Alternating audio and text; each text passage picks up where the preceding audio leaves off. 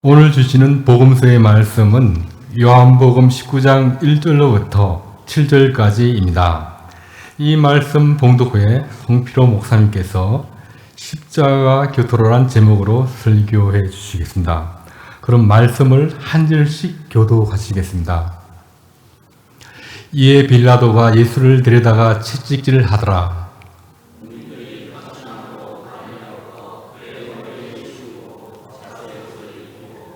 앞에 가서 이르되 유대인의 왕이여 평안할지어다 하며 손으로 때리더라.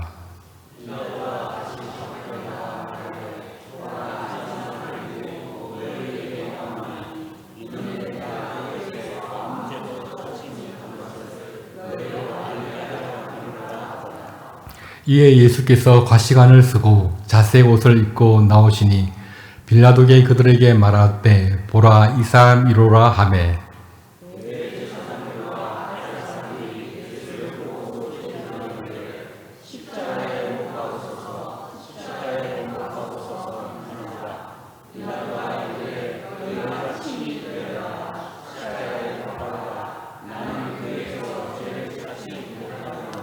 함께 봉독하시겠습니다. 유대인들이 대답하되 우리에게 법이 있으니 그 법대로 하면 그가 당연히 죽을 것을 그가 자기를 하나님의 아들이라 함이니라. 아멘.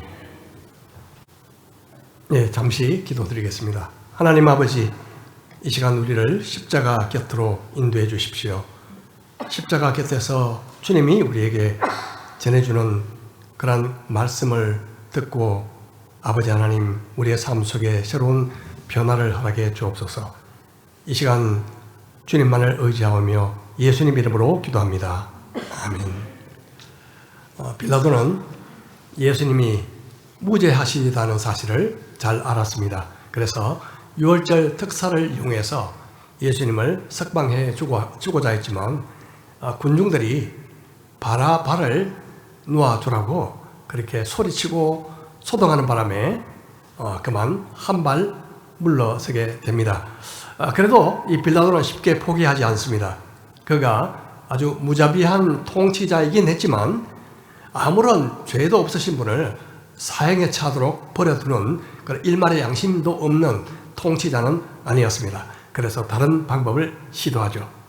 그것은 부당하긴 하지만 예수님에게 채찍질을 하고 그리고 모욕을 가함으로 말미암아 이 고소한 자들의 분노를 누구뜨려서 그래서 이 석방할 수 있는 그런 길로 인도하려고 했던 것이죠.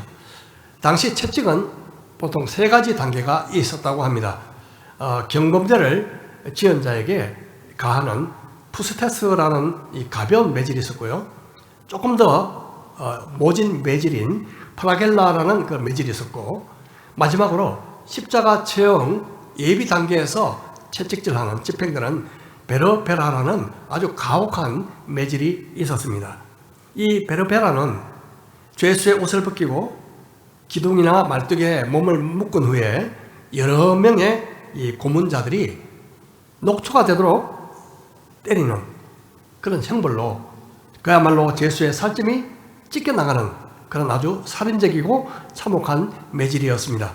이러한 매질 동안에 간혹 가다가 죄수가 실신하거나 죽는 경우도 있었습니다. 아마도 예수님은 가장 심한 베르베라의 매질을 당하셨다고 그렇게 생각이 됩니다. 하지만 이 채찍질이 끝이 아니었습니다. 이어서 또 다른 잔혹한 행위가 이어졌는데요. 이 로마 군인들은 유대인들을 굉장히 경멸하거나 정오했습니다. 그래서 이제 유대인의 왕이 그들의 손에 넘겨졌기 때문에 예수님에 대해서 얼마나 화풀이를 했겠습니까? 이렇게 한 거죠. 뭐라고? 유대인의 왕이라고? 그렇다면 왕처럼 우리가 대접을 해주지. 그들은 소위 예수님께 대관식을 실어주기로 합니다. 가시나무를 엮어서 왕관 대신에 예수님의 머리에 쿡 눌러 씌웠습니다. 모질고 날카로운 가시는 예수님의 이마와 그리고 얼굴을 파고들었고 상체에서 피가 흐르기 시작합니다. 그리고 화려한 왕복 대신에 어디서 가져왔는지 구한 낡은 자색 천으로 겉옷을 입혔습니다. 그리고 왕의 통치권을 상징하는 홀, 빛나는 홀 대신에 가느다란 갈대를 꺾어서 오른손에 쥐게 했습니다. 이제 예수님은 완전히 그들에게 놀이개감이 되고 말았습니다. 이 로마 군인들은 장난조로 돌아가면서 그 앞에 무릎을 꿇고 마치 로마 황제 가이사에게 경배하듯이 유대인의 왕이여 평안할지어다 그렇게 말하고 일어서서 예수님께 침을 뱉고 그리고 손으로 때리고 갈대를 빼앗아 머리를 쳤습니다. NIV 성경에는 again and again 지속적으로 몇 번이고 되풀이해서 그렇게 했다고 번역되어 있습니다. 그리고 이 장면을 이사야 선지자는 예언적으로 이렇게 기록하고 있습니다. 나를 때리는 자에게 내 등을 맡기며 나의 수염을 뽑는 자들에게 나의 뺨을 맡기며 모욕과 침뱉음을 당하여도 내 얼굴을 가리지 아니하였느니라. 군병들이 이 악마 같은 즐거움을 맛보는 동안에 무리들은 바깥에서 빌라도의 판결을 초조하게 기다리고 있었습니다. 드디어 빌라도가 밖으로 나와 이렇게 말합니다. 보시오, 내가 그 사람을 당신들 앞에 데리고 오겠어. 하지만 나는 그에게서 아무런 죄도 찾지 못했어. 나는 당신들이 그것을 알기를 바랍니다. 빌라도는 분명하게 예수님에게는 사형시킬 만한 죄가 없다고 단언했습니다. 바로 이때 예수님께서 가시 면류관을 쓰시고 매를 맞아 온몸이 피투성이 된 그런 모습으로 밖으로 끌려 나오셨습니다. 그것을 보고 빌라도는 무리들에게 이렇게 말합니다. 보시오, 이 사람이요. 빌라도는 예수님의 그 비참하고 예처로운 모습을 군중들에게 보이므로 동정심을 사서 적당하게 상황을 마무리하고 싶었습니다. 하지만 그의 바람은 빗나가고 맙니다. 왜냐하면 대제사장들과 그 아래 사람들이 한 목소리로 이렇게 외쳤기 때문입니다. 그를 십자가에 못 박으시오, 십자가에 못 박으시오. 그들은 마치 피에 굶주린 맹수와 같았습니다. 빌라도는 말이 통하지 않는 그들에게 잔뜩 화가 났습니다. 더 이상 그들에게 휘둘리고 싶지 않았습니다.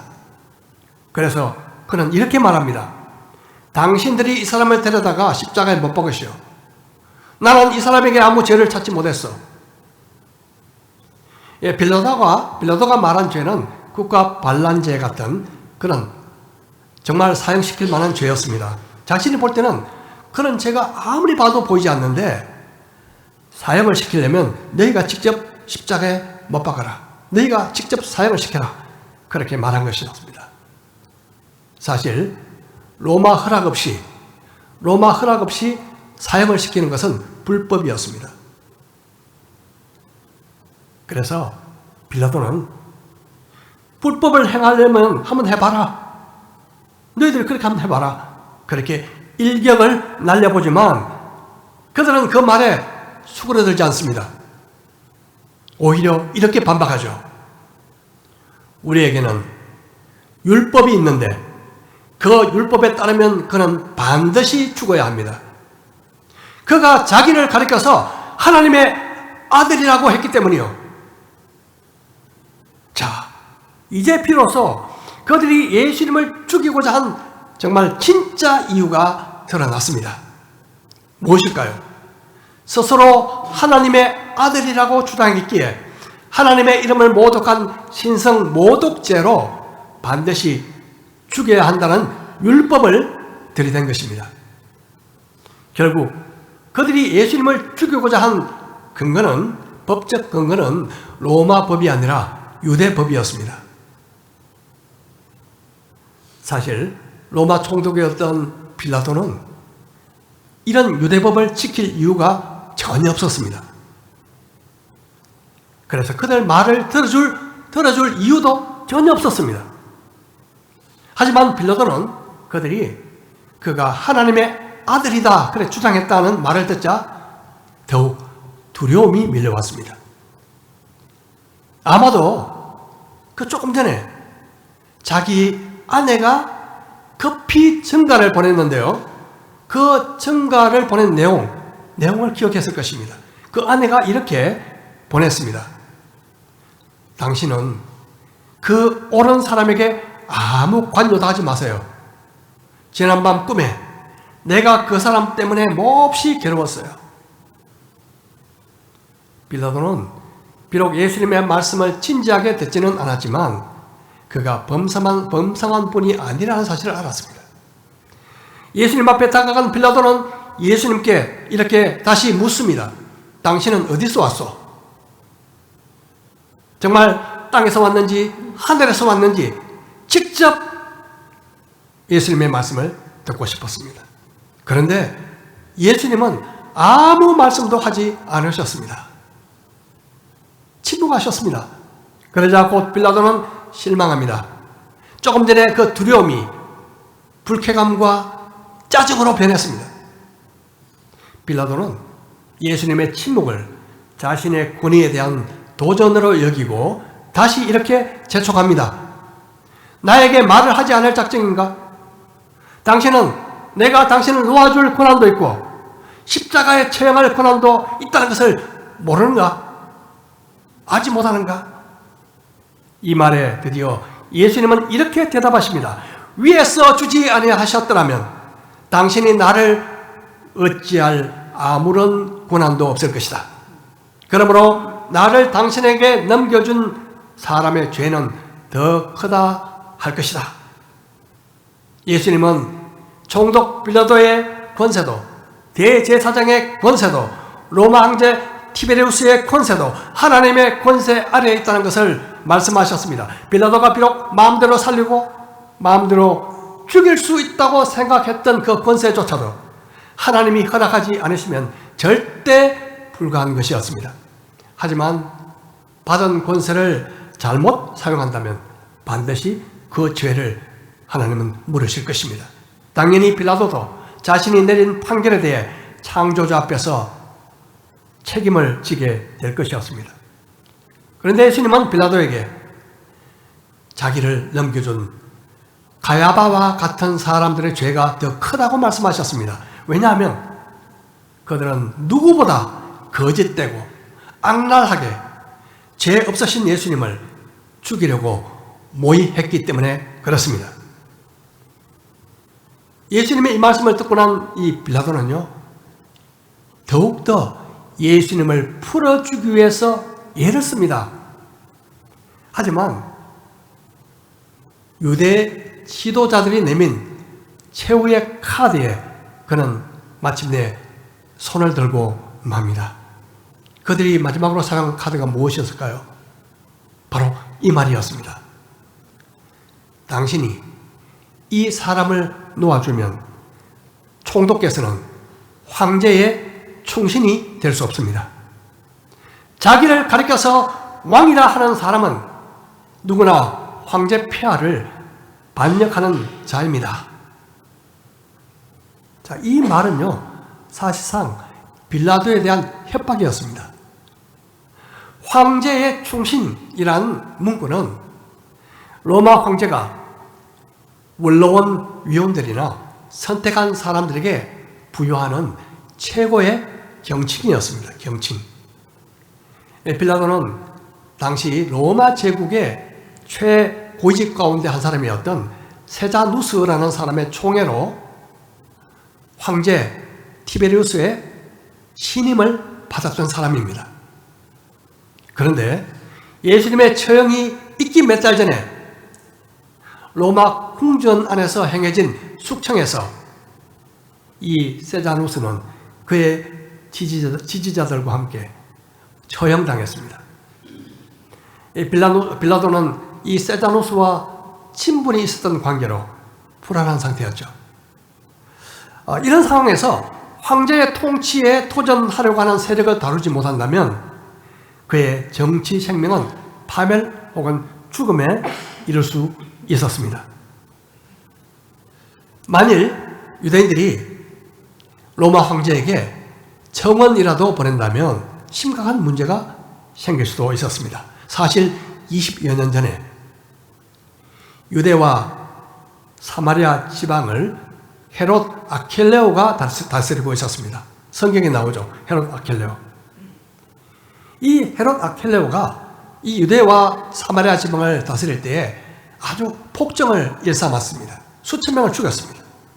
그러자 유대인들과 사마리아인들이 로마 황제에게 그의 폭정을 호소하는 청원을 했고요. 그 결과 헤롯 아켈레오는 근자에서 쫓겨났습니다. 그 이후에 로마 황제는 로마 총독을 파견해서 헤롯 아켈레오가 다스리던 그 유대와 사마리아 지방을 로마 총독이 직접 다스리게 했고, 빌라도는 바로 5대 총독으로 부임했던 것입니다. 유대 지도자들이 만일 당신이 자기가 왕이라고 주장하는 이 예수를 놓아준다면 당신은 황제의 충신이 아닙니다. 이렇게 말하자 빌라도는 드디어 꼬리를 내리고 말죠. 만일 스스로 왕이라고 주장하는 사람을 풀어주었다가 이 소식이 병약하고 의심 많고 때로는 광폭한 행동을 했던 티베리우스 황제의 귀에라도 들어가게 된다면 큰일을 당할 수도 있었습니다. 지금 빌라도에게 가장 중요한 것은 자기 자리를 지키는 것이었죠. 결국 그는 예수님을 끌고 오도록 하고 재판석에 앉아서 판결을 내리게 됩니다. 그때가 오전 9시경이었습니다. 아침 6시경이었습니다. 아침 6시경. 자, 빌라도는 유대인의 주장에 밀려 사실상 정치적인 패배를 당하게 된 일에 대해 아주 기분이 나빴을 것입니다. 원래부터 그는 유대인을 경멸했는데 이번 재판 자체도 경멸했습니다. 그래서 그는 공식적으로 사형을 선고하기보다 이렇게 말합니다. 유대인들 앞에서. 보라, 너희 왕이로다. 사형 언도를 해야 될 그 시간에 그들 앞에서 보라, 너희 왕이로다. 조롱하는 말이었죠. 어떻게 보면. 이 말은 유대인들의 분노를 폭발시키고 맙니다. 매를 맞아 피 흘리고 아주 비참한 모습으로 계신 그 예수님을 빌라도가 너희 왕이다 고 한 말은 유대인들을 극히 조롱하고 비하하는 말이었습니다. 그래서 그들은 그 말을 듣자 고래고래 소리치며 외칩니다. 없애시오! 없애시오! 그를 십자가에 못 박으란 말이요. 이 말에 빌라도는 조롱조롱 한술을 더 뜹니다. 아니, 당신들의 왕을 십자가에 못 박으란 말이요? 그러자 가까이 있던 대제사장들이 분노하면서 더 이상 빌라도가 말을 하지 못하도록 한마디로 못 박아 버리죠. 그 말이 무엇이었겠습니까? 우리에게는 로마 황제 폐하 외에는 왕이 없소이다. 이 말은 신정국가 유대를 대표하는 대제사장들이 해서는 절대 안 되는 말이었습니다.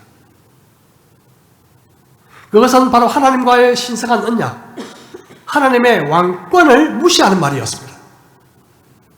하나님이 왕이시다. 하나님이 왕이시다는 사실은 어떤 정복군이 유대를 점령해도 유대인들이 부정할 수 없는 신념과 믿음이었습니다.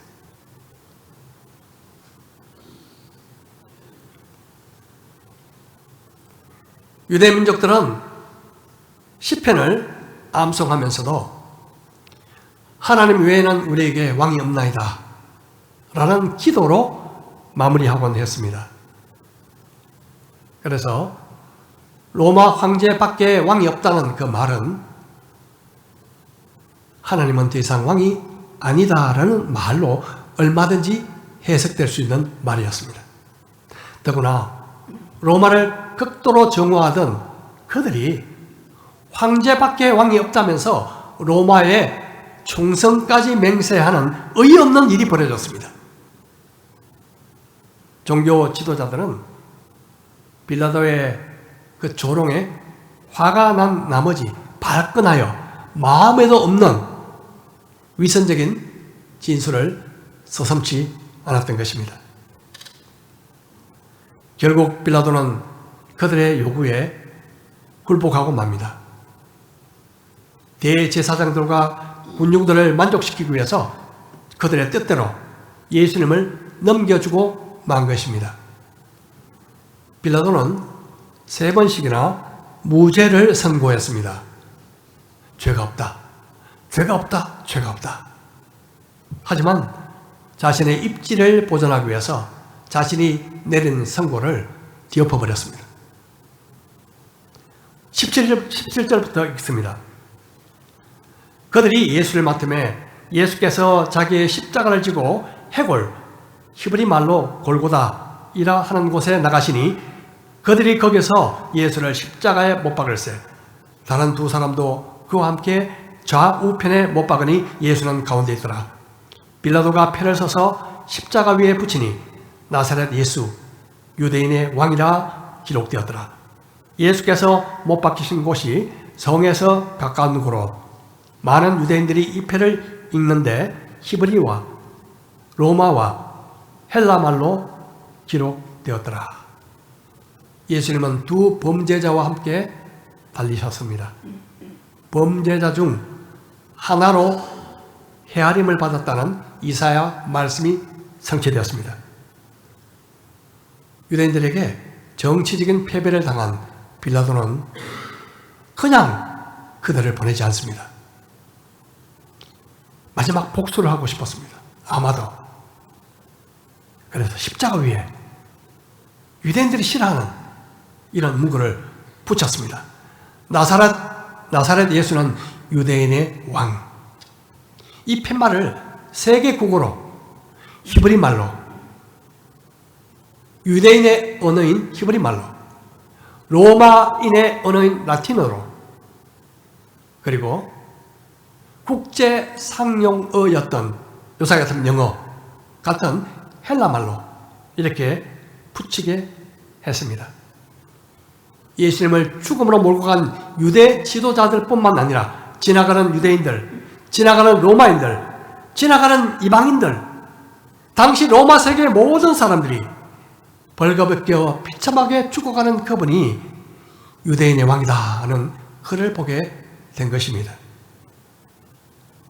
이것을 본 대제사장들이 가만히 있을 사람들이 아니죠. 당장 유대인의 왕이라 쓰지 말고 앞에 자칭이란 말을 넣으시오. 자칭 유대인의 왕.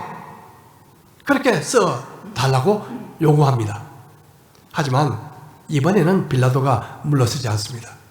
그는 내가 쓸 것을 썼소. 단호하게 거절합니다.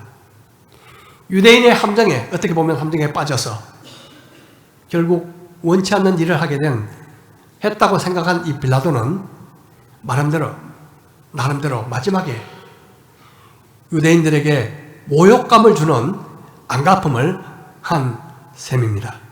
하지만 아이러니하게도 히브리어, 라틴어, 그리고 헬라어, 당시 그 로마 제국 온 세상의 언어로 예수님은 유대인의 왕이다는 사실을 알리게 되었으니 얼마나 기가 막힌 반전인지 모릅니다. 새벽부터 불과 몇 시간이었습니다.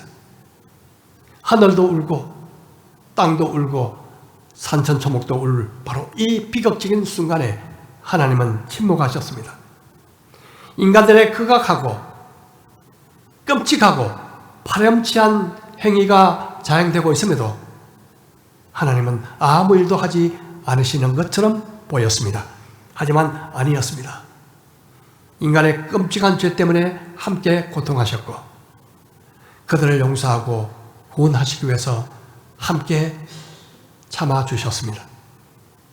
예수님께서 이 마지막 십자가에 못 박히기 전까지 일어난 그 사건 하나하나는요, 우리의 죄악이 얼마나 크고 끔찍한지를 잘 보여주고 있습니다.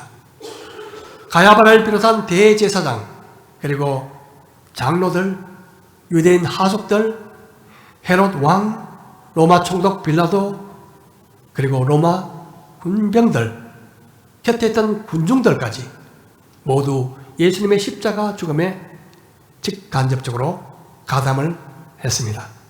예수님의 제자들은 모두 달아나고 없었습니다. 만일 저와 여러분이 만약 그 시대에 살았다면, 그 장소에 있었다면 아마도 그들 중에 한 사람이었을 가능성이 높을 것입니다. 우리는 예수님을 직간접적으로 십자가에 못 박은 가담자들입니다. 그들 군중 속에 나도 있었을 것이고, 그들이 십자가에 못 박으라 무리하게 외치던 그 소음 속에 아마도 나의 목소리도 있었을 줄 모릅니다. 로마 군병들이 예수님을 모욕한 것처럼 우리도 알게 모르게 수없이 예수님의 이름을 욕되게 했습니다. 예수님을 믿기 전까지 오랫동안 유대인들처럼 예수님이 왕이심을 거부했고 마치 내가 왕인 것처럼 살아왔었습니다. 종교 지도자처럼 온갖 계병과 핑계로 예수님을 부정하고 조롱했었습니다. 그리스도인들을 무시했고 비록 보이도록 침을 뱉지는 않았지만 뒤에서 그들을 욕하고 살았습니다. 그것은 바로 주님을 욕하는 것과 마찬가지입니다. 필요나 상황이나 이익에 따라 내가 옳다고 믿는 것을 뒤집었던 위선적인 존재가 바로 저희들이었습니다. 예수님을 말해야 될 때 침묵할 때가 많았습니다. 때로는 부담스럽다고 피할 때도 있었습니다. 예수님에 관한 이 십자가의 고난이 나와 아무런 상관없는 그런 일로 착각하면서 무수한 세월을 살아왔던 것이 바로 저와 여러분들입니다. 마치 구경꾼처럼 살아온 것이죠. 주님께서 이 마지막 가시는 길에 우리에게 선명하게 보여주시는 것은 인간의 죄, 아니 끔찍한 우리들의 죄입니다. 우리들의 죄. 우리가 얼마나 악해질 수 있는지를 적나라하게 보여주고 있습니다. 예수님을 십자가에 못 박은 그들의 모습이 바로 다름 아닌 나의 모습임을 우리는 알아야 합니다. 마침내 예수님은 다 이루었다, 테텔레스타이라고 외치시면서 운명하셨습니다. 이 고대의 납세 증명서로 쓰였던 파피루스에 보면요, 값을 다 치루었다는 뜻의 테텔레스타이, 즉 다시 말하면 완불이라는 글자가 쓰여진 것을 우리는 볼 수 있습니다. 예수님은 끝났다가 아니고 다 이루었다, 그렇게 말씀하셨습니다. 우리 인생은 두 가지 종류의 마지막이 있는 것 같습니다. 하나는 끝나는 인생이고 두 번째는 이루는 인생입니다. 저와 여러분도 언젠가 이 땅을 떠날 때가 있을 것입니다. 저는 그저 끝난 인생을 살고 싶지는 않습니다. 여러분도 마찬가지 아니십니까? 이 고달프고 힘든 삶을 그저 끝나는 것으로 맞이한다면 이 땅에서 살아가는 삶의 의미가 어디 있겠습니까? 내게 주신 사명을 이룰 때에 삶은 아름답고 가치 있는 것입니다. 예수님은 십자가에서 다 이루셨습니다. 그렇습니다. 내가 겪어야 할 죄의 고통을 예수님이 대신 당하셨고, 내가 받아야 할 그런 죄의 수치와 형벌을 예수님이 대신 다 받으셨습니다. 한마디로 우리가 지불해야 할 모든 죄값을 십자가에서 완불해 주신 것입니다. 완불. 이 의미를 되새기게 하는 글을 제가 본 적이 있는데요. 자주 인용하는 그런 이야기 중에 하나입니다. 한 아이를 키우던 엄마가 있었는데요. 저녁을 준비하고 있는데 아들이 갑자기 와서 쓴 종이를 내밀었습니다. 이 손을 앞치마에 닦고 이 종이를 받아 읽었더니 이런 글이 적혀 있었습니다. 잔디 깎은 대가 $5. 이번 주 내 침대 정리한 값 $1. 가게 심부름 50센트. 엄마 마트에 간 동안 동생을 돌봐준 값 25센트. 쓰레기 버린 일 $1. 좋은 성적표 받아온 값 $5. 마당 쓴 값 $2. 총 청구액 $14 $14.75. 그녀는 이렇게 글을 적고 있습니다. 잔뜩 기대하고 쳐다보고 있는 아들을 보면서 내 마음속에는 만 가지 생각이 순간적으로 스쳤습니다. 그리고 펜을 들어 그 종이 뒷면에 이렇게 썼습니다. 10달 동안 내 뱃속에서 너를 키운 값 무료. 아플 때마다 잠 못 자고 너를 위해 기도해주고 간호한 값 무료. 수년간 너를 위해 시간 투자하고 너를 위해 눈물을 흘렸던 일들 무료. 모두 합하면 너에게 준 내 사랑의 값은 무료구나. 너에 대한 걱정으로 가득 찬 나날들, 내 장래를 위한 그런 염려들 무료. 내게 준 충고와 가르쳐준 지식들, 내 학교 교육비 무료. 장난감, 음식, 옷, 내 콧물을 닦아준 일 무료. 내 아들아, 다 더하면 나의 모든 사랑의 값은 무료란다. 아이가 읽더니 그 커다란 눈에 눈물이 걸썽거리고 있었습니다. 그리고 쳐다보면서 말하기를 엄마 정말 사랑해 라고 말했습니다. 그리고 펜을 들더니 아주 종이에다가 이렇게 크게 썼습니다. 완불. 그렇습니다. 참 사랑은 모든 희생과 수고를 다 대해도 무료입니다. 사랑은 그저 주는 것이기 때문에 그렇습니다.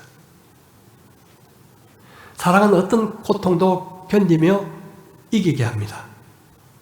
마찬가지로 예수님은 우리를 너무나 사랑하시기에 우리가 갚을 수 없는 모든 죄값을 완불해 주시기 위해서 모든 지금까지의 수치와 모든 모욕과 모든 조롱과 모든 매맞음과 그리고 십자가의 못 박힘과 그리고 마지막 죽음의 고통까지 견디신 것입니다. 예수님께서 베풀어 주신 모든 사랑의 값은 무료였습니다. 잠깐만요.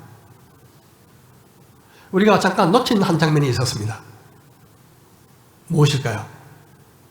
그것은 십자가 곁을 지키고 있던 사람들이 있었다는 것입니다. 그들은 바로 사도 요한과 그리고 4명의 여인들이었습니다. 특별히 그 여인들은 예수님의 어머니 마리아, 예수님의 이모, 글로바의 아내 마리아, 그리고 막달라 마리아였다고 성경은 기록하고 있습니다. 예수님은 사도 요한이 옆에 서 있는 것을 보고 모친을 돌봐줄 것을 부탁하셨죠. 예수님은 어머니께 보소서 아들입니다. 제자에게는 보라 내 어머니다. 그렇게 말씀하셨습니다. 비록 예수님께는 동생들이 있었지만 예수님 생전에 그들은 예수님을 믿지 않았습니다. 그리고 물론 십자가 근처에도 없었을 것입니다. 그래서 마지막 순간 바로 십자가 곁에 있었던 사랑하는 제자 요한에게 모친을 부탁하셨던 것입니다. 그리고 그들 여인 중에 특별히 막달라 마리아는 예수님이 부활하셨을 때 제일 먼저 목격했던, 부활하신 주님을 만났던 축복받은 여인이었습니다. 그런데 그녀의 과거는 비참했습니다. 바로 7 귀신 들렸던 그런 희망이 없던 비참한 삶을 이어가던 여인이 있기 때문에 그렇습니다. 하지만 그녀는 예수님께 고침받고 은혜를 체험한 후에 예수님을 따라다가 바로 이 순간, 마지막 순간에 예수님 십자가 곁에 있었습니다. 여러분, 우리가 늘 가까이 머물고 있어야 할 곳이 어디일까요? 바로 십자가 곁입니다. 만일 우리가 주님의 사랑을 체험했다면, 주님의 은혜를 체험했다면, 깨달았다면 십자가 곁을 쉽게 떠날 수 없습니다. 막달라 마리아처럼 말입니다. 십자가 곁은 예수님께서 온 세상을 사랑하신 그 긍휼의 마음, 그 터질 것 같은 사랑의 심장 고동을 느낄 수 있는 장소입니다. 주님을 진정으로 사랑한다면 그 십자가 곁으로 다가갈 수밖에 없습니다. 우리가 십자가 곁으로 다가갈수록 우리가 추구하고 있는 이 삶이, 많은 삶이 얼마나 헛되고 부질없는 것인 것을 우리는 깨닫게 됩니다. 십자가 곁에서 우리는 세상의 자랑과 세상의 욕심과 세상의 교만과 이 모든 것을 헛된 줄 알고 내려놓게 됩니다. 십자가에 가까이 갈수록 그렇게 찬란하게 보였던 세상 영광은 희미하게 사라져 가고 맙니다. 십자가 앞에서 우리는 모든 인생의 죄와 슬픔과 그리고 걱정과 근심, 모든 무거운 짐들을 십자가 앞에 우리는 내려놓습니다. 십자가는 끝나는 인생이 아니라 이루는 인생으로 우리를 이끌어줍니다. 십자가는 나 스스로 아무것도 할 수 없는 자리입니다. 머리가 가려워도 머리를 끌고 수 없고, 물을 마시고 싶어도 마실 수 없는 그런 자리가 바로 십자가입니다. 십자가는 결국 나의 모든 자아가 송두리째 죽는 자리입니다. 십자가를 가까이 할수록 자아가 죽는 고통이 따르지만 가까이 할수록 그것을 초월하는 기쁨이 솟아나는 장소가 바로 십자가인 것입니다. 십자가는 나를 살리는 생명의 셈입니다. 십자가를 가까이 할수록 주님은 흥하고 나는 쇠하여집니다. 예전에 물동이를 지고 가는 여인들이 이 출렁이는 물이 흘러 넘치지 않도록 사용한 한 방법이 있습니다. 그것이 뭔가 하면 물을 가득히 채우고 그 위에 나뭇가지 하나를 딱 얹어 놓는 것이죠. 나뭇가지. 이 나뭇가지가 물동이 안에서 출렁거리고 이는 그 작은 파도들을 막아줍니다. 마찬가지로 내 삶에 어떤 시련으로 풍랑일 때, 의심과 회의로 흔들리게 될 때, 그리고 누군가에 대한 원망과 미움의 파도가 일어날 때, 여러분, 우리 마음에 십자가 나무를 띄워보십시오. 잔잔하게 될 것입니다. 십자가는 또 내 삶의 표지판입니다. 길을 잃고 헤맬 때, 방황할 때 십자가로 돌아가면 삶의 원점에서 다시 길을 찾을 수가 있습니다. 그래서 십자가는 내 삶의 중심입니다. 많은 사람들은 예수님을 사랑한다고 고백합니다. 그 이유는 내가 받은 은혜 때문에 그렇습니다. 그런데 예수님을 사랑하는 것은 곧 십자가를 사랑하는 것입니다. 십자가 곁은 우리가 얼마나 끔찍한 죄인임을 보게 하는 장소입니다. 그리고 그 끔찍한 죄인을 얼마나 예수님이 사랑하셨는지, 그리고 지금도 얼마나 사랑하시는지를 깨닫게 하는 장소가 바로 십자가입니다. 십자가는 우리의 영광이고 우리의 자랑이며 우리의 삶의 전부와 같습니다.